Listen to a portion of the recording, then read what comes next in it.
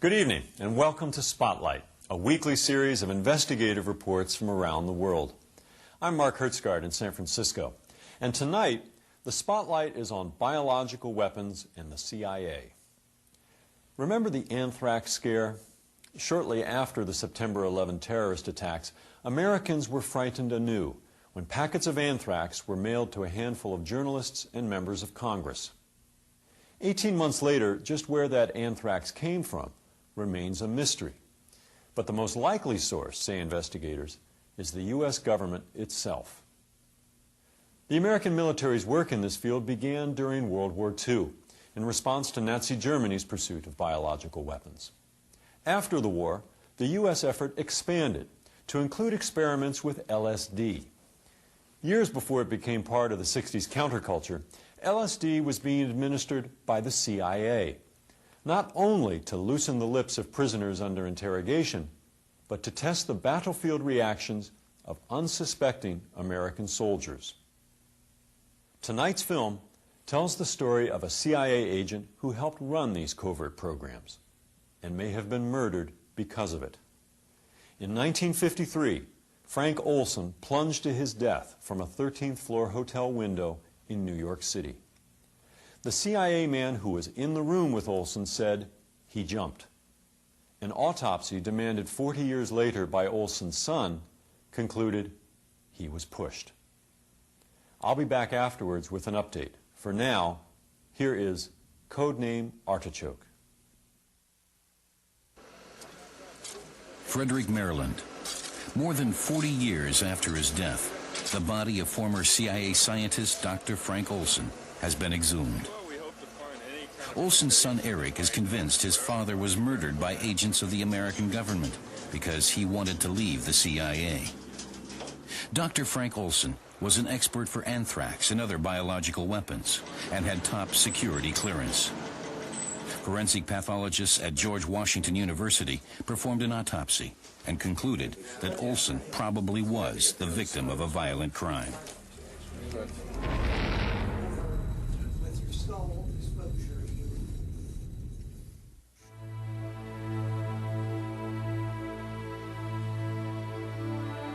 I was very strongly identified with him. I loved him.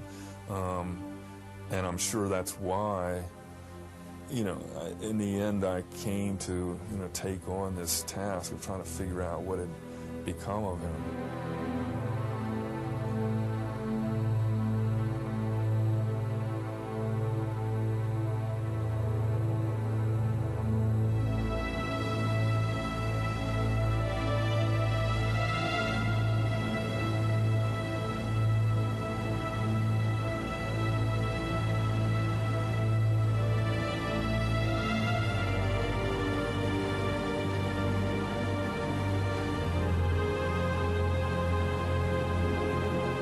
It has been 8 years since the exhumation.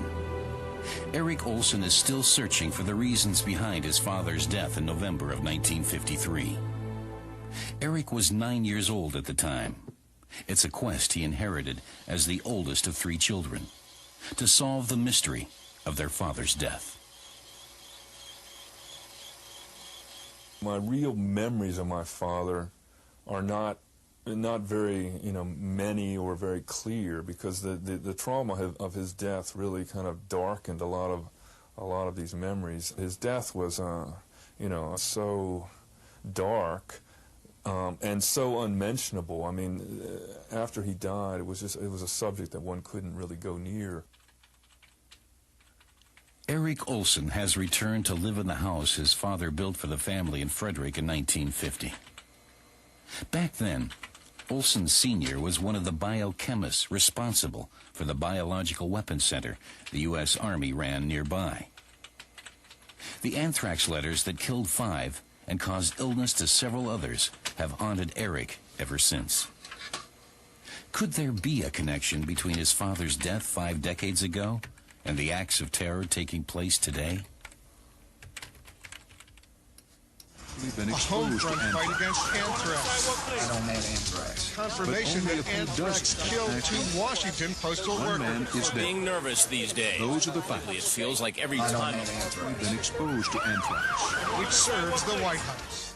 The deadly disease that frightened America after the terrorist attacks on September 11th seems to have come from the same U.S. Army laboratory in Frederick, where Olson had worked, Fort Detrick. The Biological Weapons Lab was founded in 1943. At the time, the Americans feared Hitler might attack the Allied troops with a virus or bacteria. They quickly produced a gas mask and anthrax weapons in order to be able to strike back in kind. And chimpanzees, mainly protective masks and clothing that resist bacteria. Dr. Frank Olson, an Army captain and one of the first scientists at Fort Detrick, worked together with Norman Cournoyer. The two became good friends. Their first sons were born within a few days of each other in 1944. We worked about 5 months in this thing called aerosols to see if we could take and test gas masks and impregnated clothing to see how good they were. And then one day he was transferred to working on hot agents. He said, "Norm, how about working for me in the hot stuff?" That's what we always referred to it. N was anthrax, X was botulism, and so forth. Christmas 1947. The war is finally over. Norman and his family celebrate together with Alice and Frank Olson and their children. Were we close? Yes, very, very close. Every day of the week for 2.5 years. So you can expect us to be close. Among the things his father left behind, Eric Olson found some home movies and slides. At first, he didn't pay them much attention, but today he sees that material from a different point of view. Might it contain any indication of the secret anthrax research his father was doing after the war? Frank Olson made a hobby of home movies. These scenes reveal nothing of his secret task involving deadly weapons. They show the perfect world of a young father, captured with the latest 8mm camera to hit the market. Afterwards, Frank Olson turned to photography. He brought home a lot of slides from his many travels. His photographs also primarily show private moments. Frank and his wife Alice and son Eric in 1945. Mr. and Mrs. Olson in 1947 with son Eric and daughter Lisa. Christmas 1949 in a tuxedo. Alice had given birth to their third child, Nils, in the meantime. The whole subject of the relationship between a wife and a husband who's doing, top secret classified work is a subject one could discuss at some length, because the wife, I think, develops, uncanny kinds of intuitions about all the things that are not being said, and she knows the limits of what she can ask. And for quite a long time, I think, possibly ever since my father began working at Detrick, actually, that the whole issue of the monkeys dying was a very delicate matter for him. And when he would come home from work for lunch and have a certain kind of expression, she would immediately know that this meant that morning all the monkeys had died, which meant that the experiment had been a success. Arthur Vidic is Frank Olson's brother-in-law. Their families regularly spend their summer vacation together. Vidic remembers Frank Olson as an American patriot who was enthusiastic about working for the Army's biological weapons program.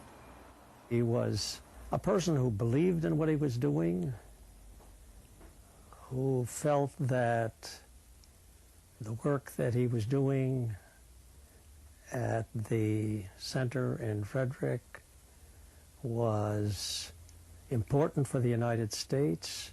He considered himself a terribly loyal and patriotic person. That kind of an attitude of loyalty was one way of expressing your Americanism. Dr. Frank Olson had worked for the U.S. Army's Biological Weapons Laboratory for exactly 10 years when he died in New York in the wee hours of November 28, 1953. He spent the night at the Hotel Pennsylvania, along with a CIA agent who was there to guard him. That night, Frank Olson plunged to his death from his room on the hotel's 13th floor. It was said through a closed window.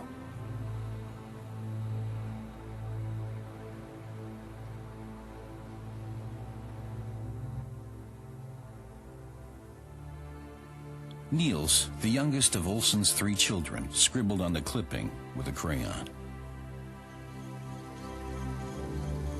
I was simply told that, you know, your father has had an accident and he's died. And the only detail I was then given was that he had fallen or jumped out of a window. And I remember quite clearly just being totally stupefied by this. Because as a 9-year-old, I was old enough to have some idea of cause and effect, and I had no idea what does it mean to fall out of a window. I mean, how do you fall out of a window in the middle of the night? What is that? You know? Eric didn't understand, and for his mother, the subject of his father's death became a taboo.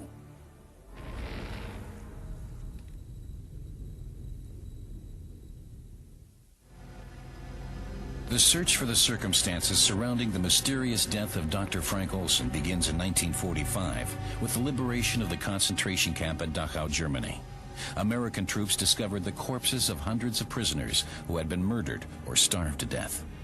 Many of the survivors told U.S. doctors about cruel experiments the camp's doctors carried out using disease, germs, and various drugs. A few weeks later, at Konsberg Castle north of Frankfurt, the scientific elite of Nazi Germany is arrested and questioned by American officers. The name of the project is Operation Dustbin. The American military hopes to evaluate and exploit the findings German researchers made during the war. Among the prisoners at Konsberg Castle is rocket scientist Professor Hermann Oberth, who collects autographs from his colleagues. Some of the leading scientific experts in Nazi Germany had been involved in biological warfare, testing the effects of deadly germs on human beings in Dachau and other concentration camps. One of them was Professor Kurt Blume. Blume was the Third Reich's Deputy Surgeon General and the man behind German research into biological weapons. Blume will be among those charged in the case against concentration camp doctors brought before the military tribunal in Nuremberg. He will face the death penalty. In spite of the fact that there is enough evidence against him, Kurt Blume will be acquitted in Nuremberg. The Americans have other plans for him.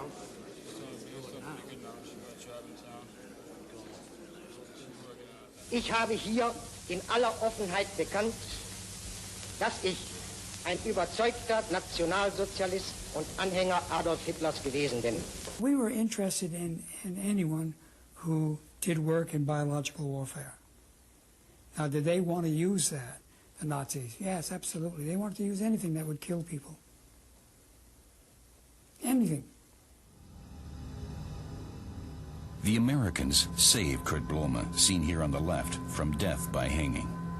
In turn, he provides them with information about the Nazi biological weapons program.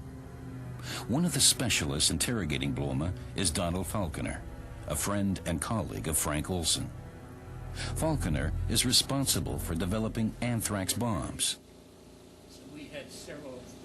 Today, more than 50 years later, Donald Falconer lives in a convalescent home not far from Friedrich. We had quite a number of meetings. Well, maybe he came in a lesser... Eric Olson had visited Falconer several times, hoping his father's old friend might one day confide a crucial secret in him.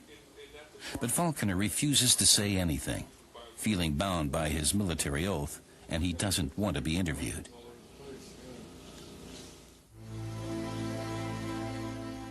In one of his father's films, immediately following images of his grandfather, Eric discovers a sequence that seems to show secret crop dusting flights that took place in 1947. Using the findings of Blume and other Nazi scientists, the Americans experimented with artificial diseases capable of destroying crops. After this short clip, more family pictures of the children. Meanwhile, in Fort Detrick, a massive arms program is taking place with bacteriological weapons, primarily anthrax spores, which have proven to be highly resistant and therefore suitable for biological warfare. Anthrax is cultivated in this building, then placed in bombs. The Americans are concerned about the Soviets' biological arsenal. If the Cold War should ever turn hot, deadly bacteria might be used as weapons. The Army demands ample weapons at the ready. Frank Olson often accompanies the Air Force to test germ warfare in the field, for example on the Caribbean island of Antigua. These tests are carried out to monitor the spread of diseases under realistic conditions. Most of the tests Olson's team carries out in the Caribbean and on the Alaskan tundra deal with relatively harmless bacteria, but some tests are conducted using actual pathogens called hot stuff. We didn't use anthrax, we used Bacillus glabigii, which is very similar an spore as anthrax is. So, to that extent, we did do something that was not kosher. Because we picked it up all over. I mean, it was picked up months afterwards. We'd ride in limousines. It's an easygoing life they led, but they have a secret mission. In California, Olson and his team drive up the Pacific coast in a yellow convertible to prepare an experiment to take place over San Francisco Bay. Spores will be released in order to test the city's vulnerability to an act of Russian sabotage. Frank Olson loves life and has little interest in following rules. His unconventional manner seems inconsistent with his job working for the Army. In October of 1949, Olson is suspected of disclosing government secrets. He is interrogated by military intelligence. Olson was mildly impatient with the questioning conducted during the course of this interview. This attitude is regarded as typical by persons at Detrick who are acquainted with him. Olson is violently opposed to control of scientific research, either military or otherwise, and opposes supervision of his work. He does not follow orders and has had numerous altercations with MPs. He was very, very open and not scared to say what he thought. For that matter, to the contrary. He didn't give a damn. Frank Olson pulled no punches at any time. And I don't know, I think that that's what they were scared of, I'm sure. He did speak out anytime he wanted to. And so, was he going to be caught on this? Could be. Could be.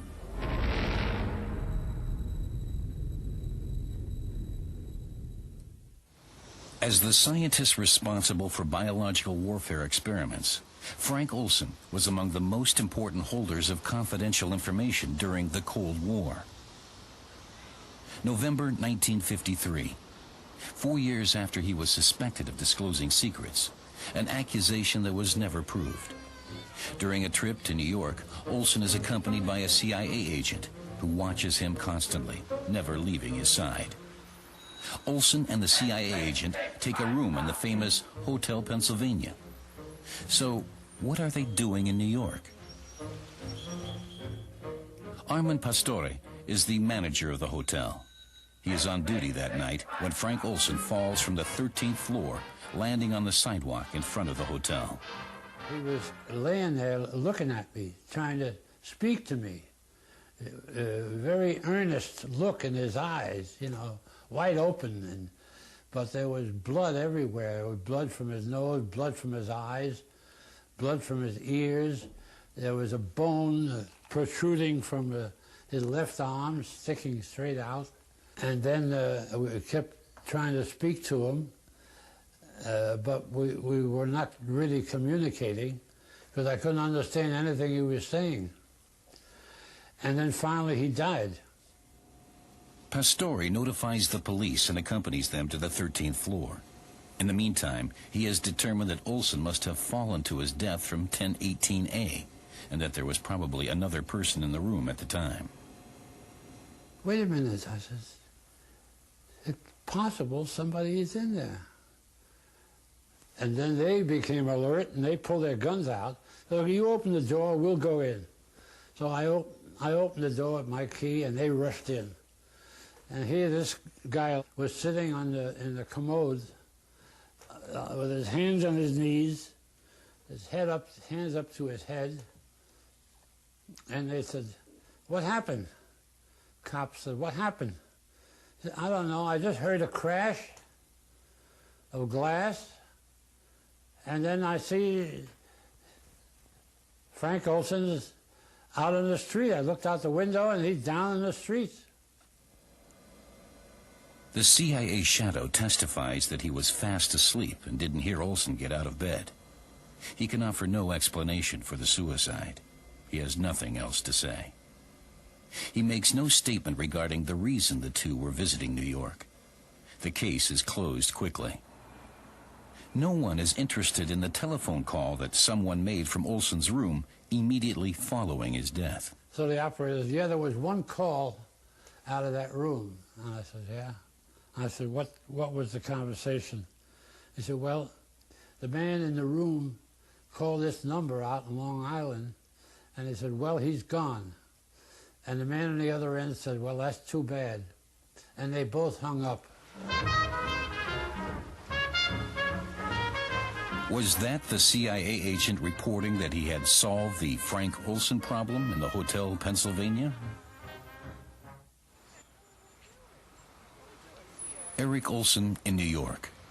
For years now, he's been searching for witnesses who might know something about his father's death, which he considers to be a murder perpetrated by the CIA. He wants to know the motive. Was the government afraid Frank Olson might reveal state secrets? The recent terror attacks involving anthrax were a shock to Eric. Anthrax killed 2 Washington postal workers. Being nervous these days. Those are the facts. It feels like every time We've been exposed to anthrax, which serves the White House. Eric finds himself wondering about a lot of things. Was the anthrax terrorist one of our own? Is that the reason he hasn't been caught? Because he knows something no one else should find out about. A secret his father knew too? In a suburb of New York, Eric Olson meets longtime CIA veteran Ike Feldman. In the 50s, he worked in drug enforcement. At least, that was the official version. Although Feldman never met Eric's father personally, he discovered some information about the circumstances of his death. The source that I had was the New York City Police Department, it was the Bureau of Narcotic Agents, and it was the CIA agents themselves. They all saying the same, that he was pushed out the window, that he didn't jump. People who wanted him out of the way said that he talked too much, and he was telling people about the things that he'd done, which was American secret. If you work on a top government secret, city secret, state secret, and it spills out to people that you shouldn't know, there's only one way to do it: kill him.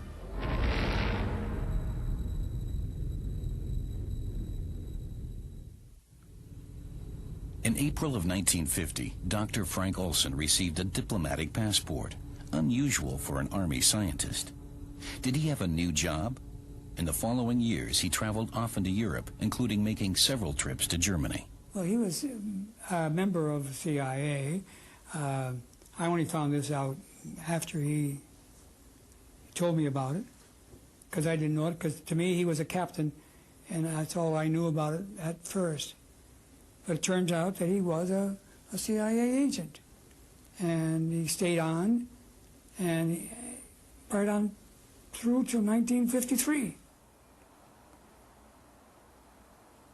Pictures taken in Frankfurt and Heidelberg will later turn up among Olson's slides. These cities were home to the U.S. Army's most important facilities in Germany. There is also a picture of the top-secret CIA headquarters in Germany, located in the building of IG Farben, in the heart of Frankfurt. What is Olson's new assignment? He is now working in an area that has nothing to do with biological weapons. Here, in the German offices of the CIA, the biochemist is conducting important conversations with U.S. intelligence officers.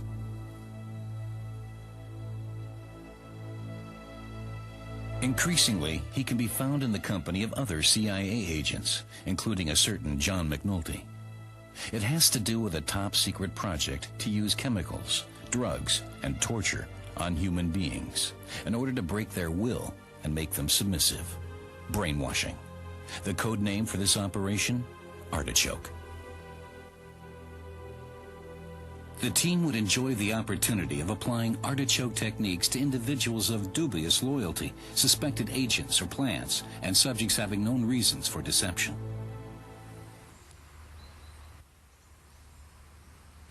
In Oberursel in the Taunus Hills north of Frankfurt, hidden in old half-timbered houses, the U.S. Army led a quiet little interrogation center, Camp King. It was primarily Soviet agents and defectors from East Germany who were kept here, people the CIA considered to be communist spies. Special teams, the so-called rough boys, interrogated the prisoners.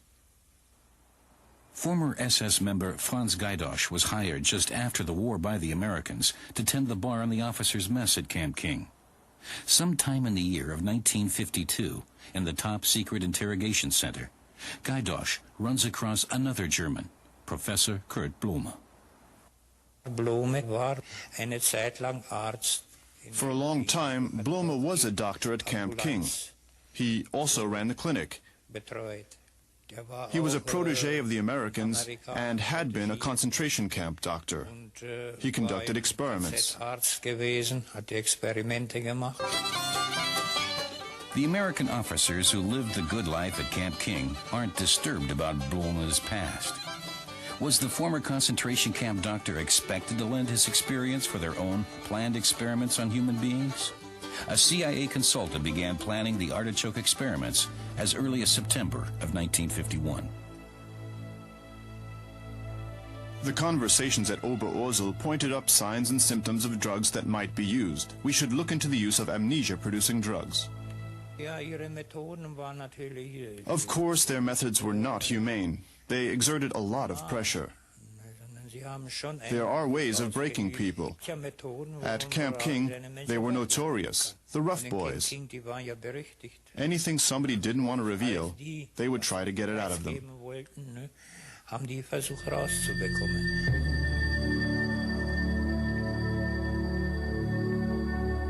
There are many indications that the cruel experiments involving human beings, Operation Artichoke, took place in this isolated CIA safe house near Camp King at the edge of a town called Kronberg. The former Schustervilla, now called Haus Waldhof, was built shortly after the turn of the century as the summer residence of a Jewish banking family from Frankfurt. The Nazis confiscated it in 1934, and the Americans took it over after the war. The neighbors, the community, didn't know who it was, what this place was, because the military personnel going in and out of the house weren't in uniform. They wore civilian clothing. The vehicles had no license tags, so the community wasn't even aware it was an American facility.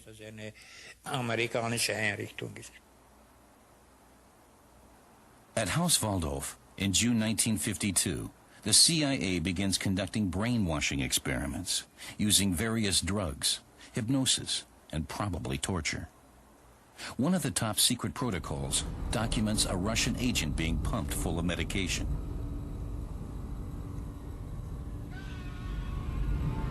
The goal of the experiments is to manipulate the human mind in order to extract secrets from its subjects, and then to erase their memory so they can't remember what happened to them.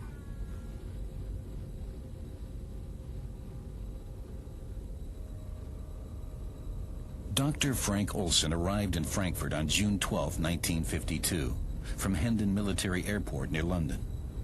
He left the Rhine mine region 3 days later, on June 15th.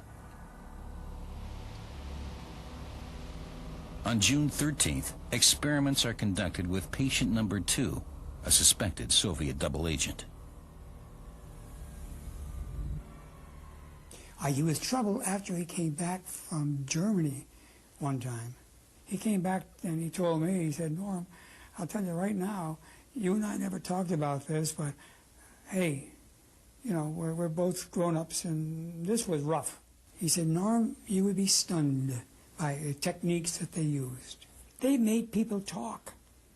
They brainwashed people. They used all kinds of drugs, all kinds of torture. The CIA's unscrupulous experiments on human beings continued the Nazi drug experiments they learned of during the liberation of the Dachau concentration camp. They were using Nazis. They were using prisoners. They were using Russians. And they didn't care whether or not they came out of it or not.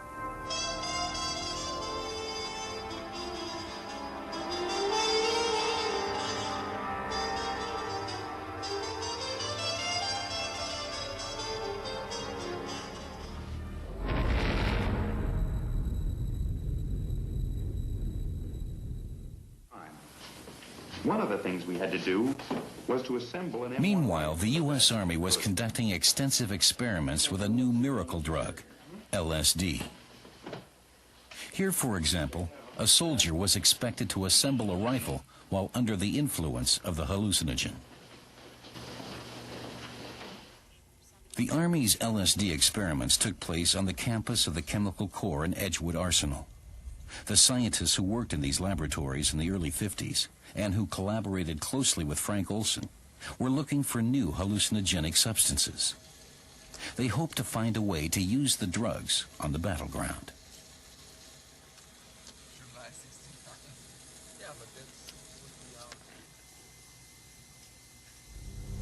A chemist from former Nazi Germany, Dr. Fritz Hoffmann, had been hired a few years earlier to spur the search for new behavior-modifying substances. Immediately after the war, he courted the Americans, seeking to ensure a job in the United States. There was an interest in the U.S. during that time in looking at mood-altering drugs, from LSD to conucleomethyldimensolate and other possible mood-altering drugs. Fritz was interested in that area as well. Several weeks later, on a windy...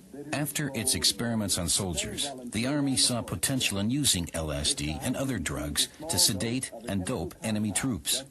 In short order, it would be possible to conquer territory without a fight. His physical actions were noticeably slower.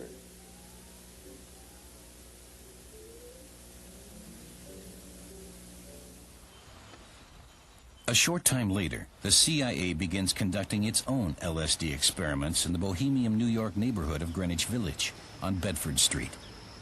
But unlike the Army experiments, the subjects of these tests, which took place in an apartment disguised as a brothel, would not be informed. The CIA hired prostitutes to pour LSD into their customers' drinks and then lure them into revealing secrets. My purpose was to see that we got guys up there who we wanted to talk, and through other people we got prostitutes to come in and speak to these guys. And these prostitutes would put something, which I found out later on was LSD, into the drink and make them talk. Either they wanted to talk about narcotics, security, or crime. This was all part of the CIA experiment. They called it dirty tricks. LSD, it was soon learned, was a much more effective way to loosen the tongue than alcohol was.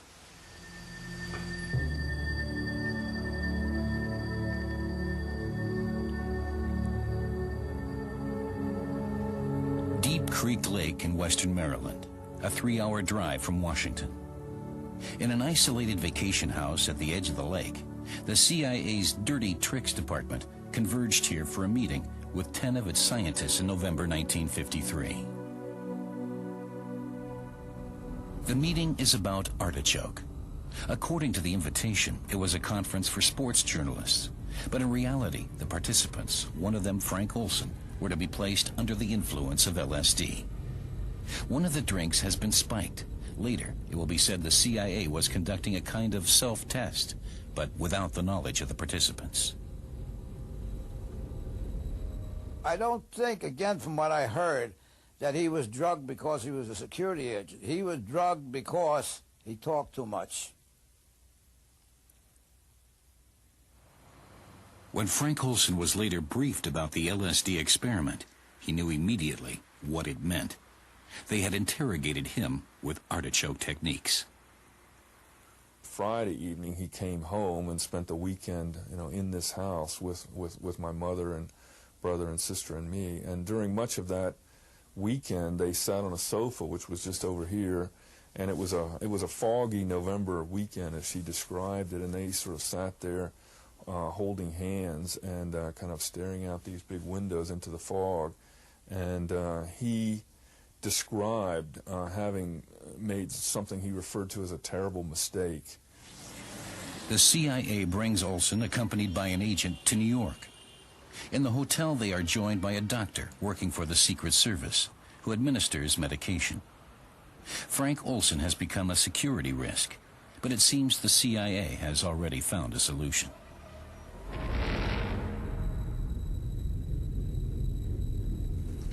They're there, 40 years later, at the Institute for Forensic Medicine at George Washington University, the body of Dr. Frank Olson has been exhumed and is undergoing an autopsy. Eric wants clarity once and for all. And as it turns out, the results of the first autopsy in 1953 in New York were manipulated.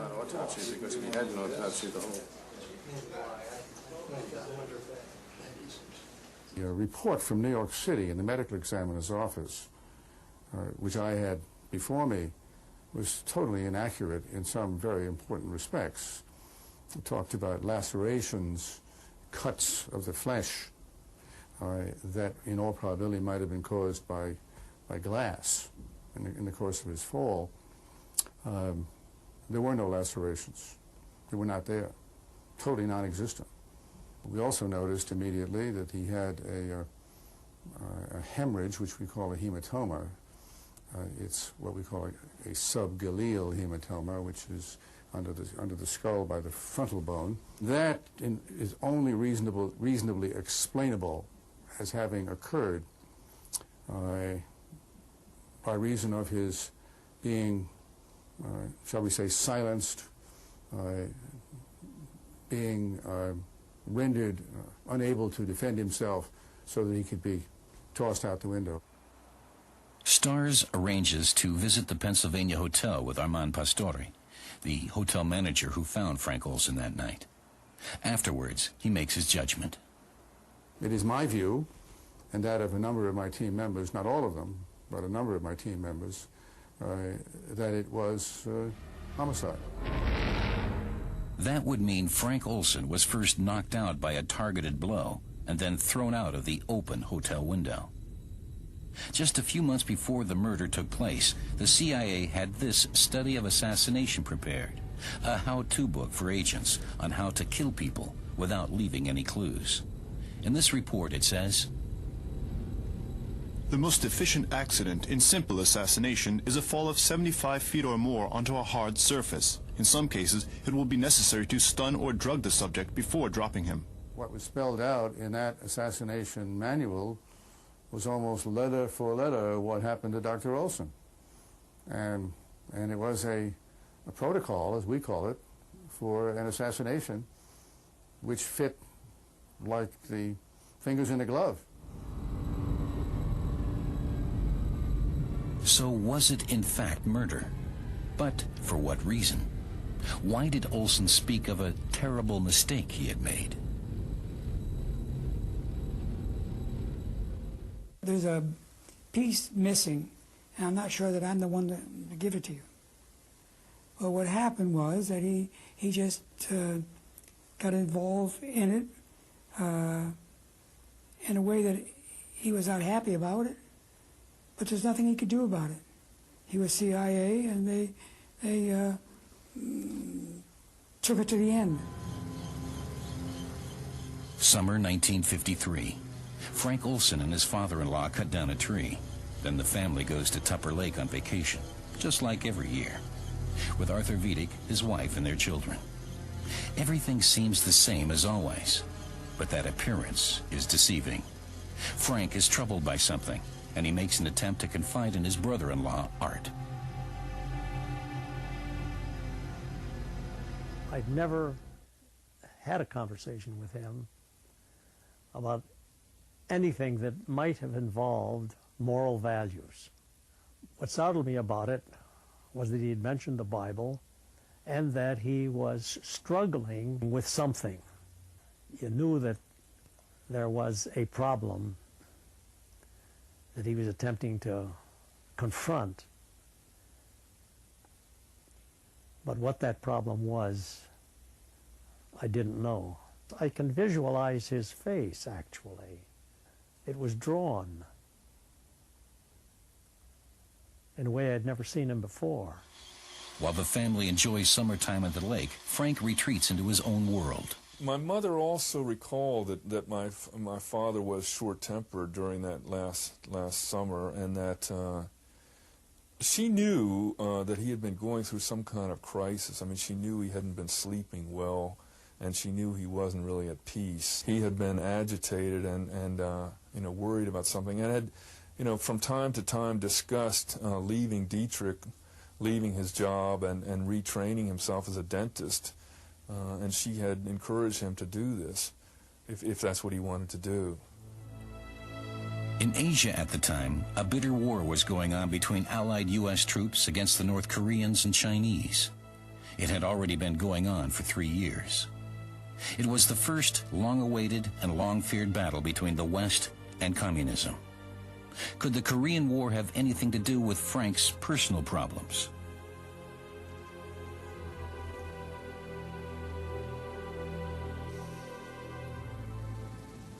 He still has an office here in Fort Detrick, in the U.S. Army Center for Biological Weapons.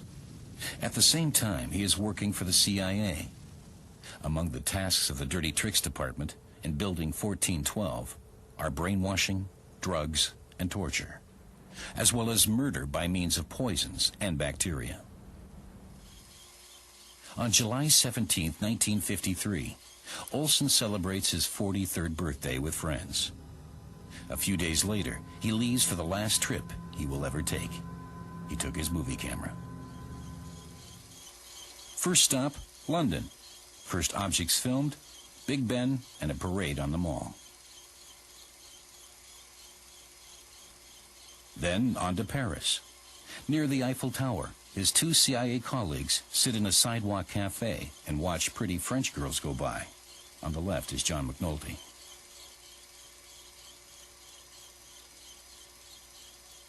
Paris, London, Stockholm.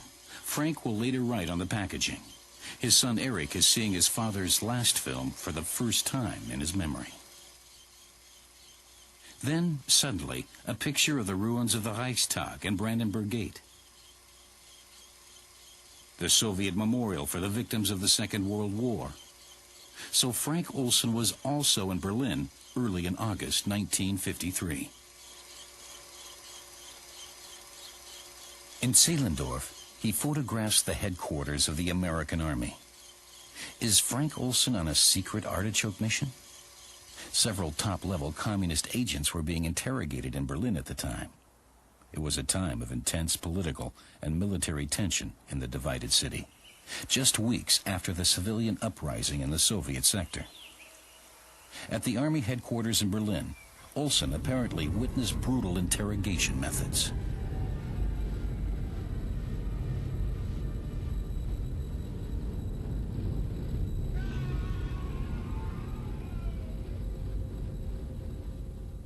When he came back from Germany the last time, he sounded different. When he talked to me, he said, I can probably tell you things that I can't tell other people because you're still in top secret material, but the people that he saw in Germany went to the extreme. And he said, Norm, did you ever see a man die? And I said, no. And he said, well, I did. They did die. Some of the people that were interrogated died. So you can imagine the amount of work that they were doing on these people.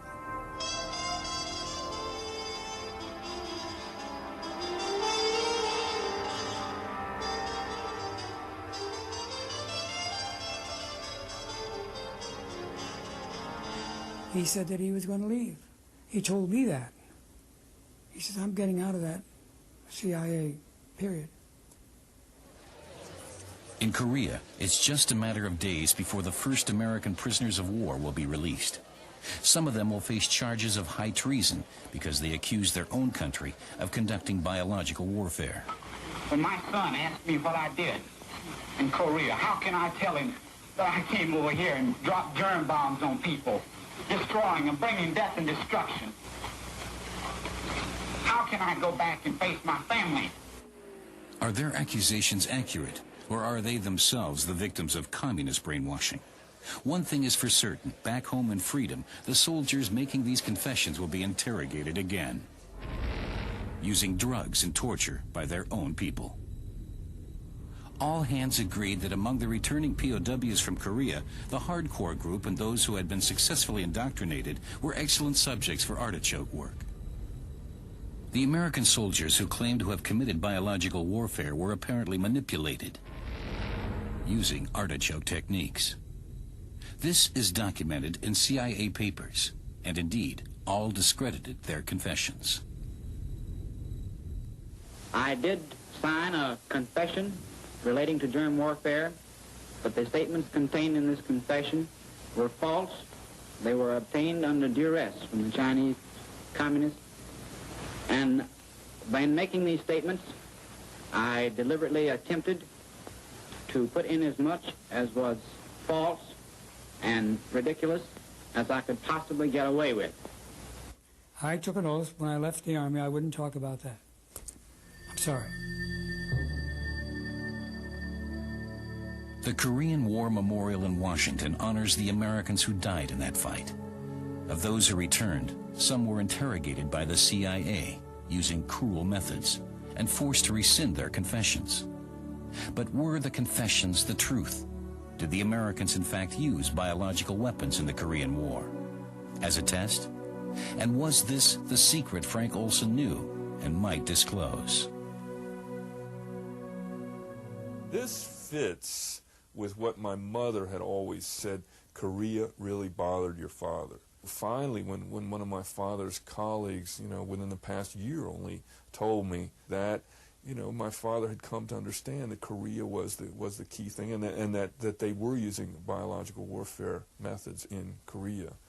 So, and then I proceeded to ask him, well, what about the germ warfare confessions? That this was alleged to be by the American government. These confessions made by the American servicemen were immediately discredited under the idea that these were manipulated and produced only by the effect of brainwashing. And at that point, my father's colleague looked at me and he said, as if to say, read my lips, he said, it wasn't all brainwashing. Would this colleague, Norman Kuhneuer, repeat this statement in front of the camera? He has never made a public statement, neither about Frank Olson nor about biological warfare in the Korean War. Will he, now in his 80s, pay last respects to his old friend Frank Olson, and to Frank's son Eric, who takes part in this conversation? I took an oath when I left the United States Army that I would never divulge that type of stuff. You divulged it to me. You can't prove it, can you? I can assert it. I mean, you told me. Hearsay. So you don't want to say it? No, I don't want to say it. But there were people who had biological weapons, and they used them. I won't say any more than that. They used them.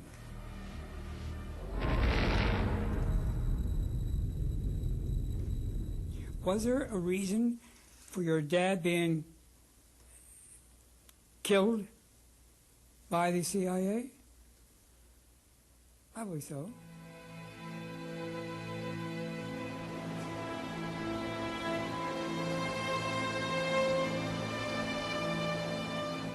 Around Frederick, Maryland, where Frank Olson lived while working for both the U.S. Army's secret biological warfare program and the CIA, the FBI is still looking for the anthrax terrorist. For months, the largest investigation in the history of American criminal justice has been underway. Should the perpetrator be accused and the case come to court, the government in Washington might be forced to reveal what Eric Olson believes is top secret information about illegal research on biological weapons, about the use of anthrax in the Korean War, and about his father's murder.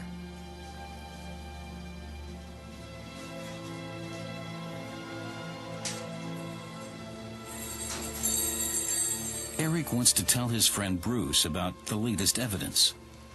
Bruce has been at his side throughout his years of research. Once in the summer of 1975, the American government didn't hesitate to see to it that the truth was not made known.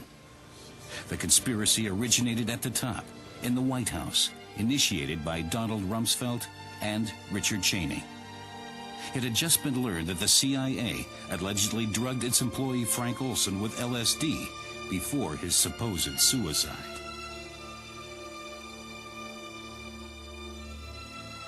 Rumsfeld and Cheney, heads of the White House Chiefs of Staff, at the time recommended to President Gerald Ford that he apologize to the family in the name of the government and to support retribution in order to prevent worse things from happening.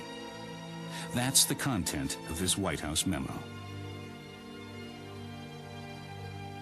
There is the possibility that it might be necessary to disclose highly classified national security information in connection with any court suit or legislative hearings.